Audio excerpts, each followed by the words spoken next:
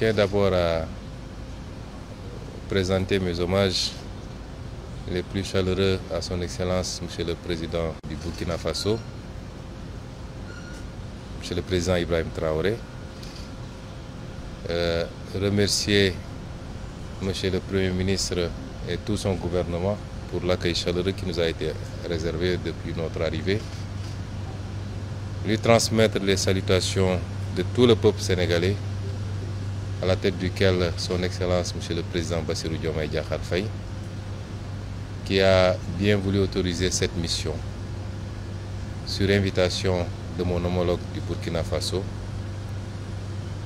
pour deux objectifs.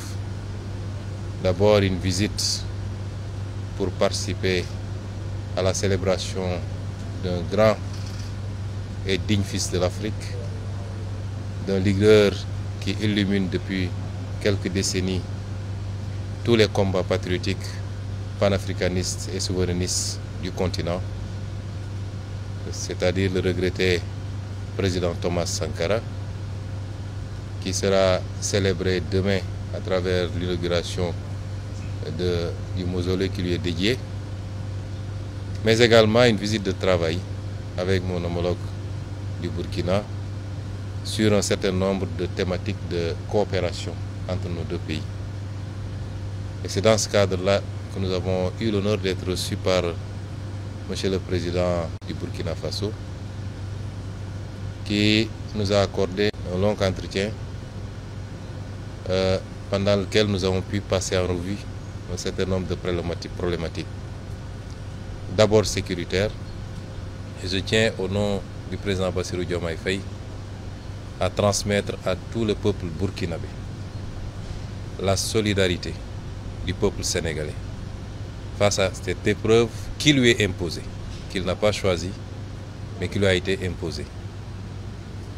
Transmettre un message de soutien absolu au président Traoré, à tout son gouvernement et au peuple burkinabé dans sa lutte contre ce terrorisme qui lui a été imposé.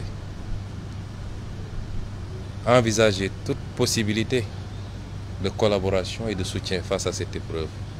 Parce qu'il est illusoire de penser que lorsque le Burkina ou le Mali ou le Niger subissent cette épreuve, que ça restera simplement dans les frontières de ces pays. Nous savons tous que nos destins sont liés par l'histoire et par la géographie. Et qu'aucun de nos pays ne peut être épargné par cette gangrène si elle continue à s'épancher à travers l'Afrique de l'Ouest. Et c'est pourquoi le Sénégal, au-delà de la manifestation de la solidarité, n'exclura aucune forme de collaboration pour soutenir nos frères dans cette épreuve. Dans le cadre bilatéral également, envisager la poursuite de cette collaboration qui est très riche déjà d'une vingtaine d'accords entre nos deux pays, mais une vingtaine d'autres accords qui sont aujourd'hui en cours de discussion et qu'il faudrait rapidement finaliser pour pouvoir renforcer la collaboration bilatérale, mais également la collaboration multilatérale dans le cadre de l'espace que nous partageons en commun. J'ai été très ravi d'écouter le président Traoré pendant de longues minutes nous exposer un peu la situation, mais également nous faire étalage de la résilience du peuple burkinabé face à cette épreuve.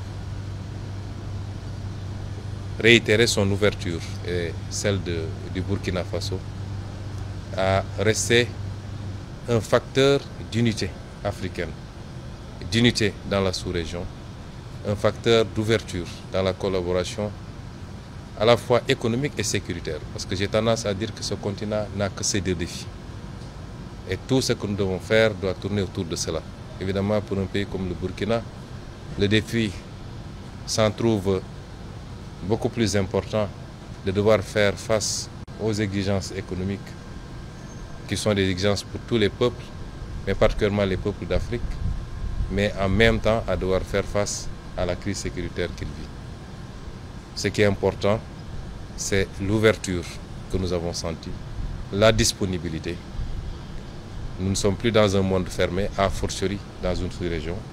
Et nous le remercions pour cette écoute, cette attention, ce témoignage de solidarité, de fraternité avec le peuple sénégalais et avec son frère, le président Bassirou Diomaye Diakhar Faye.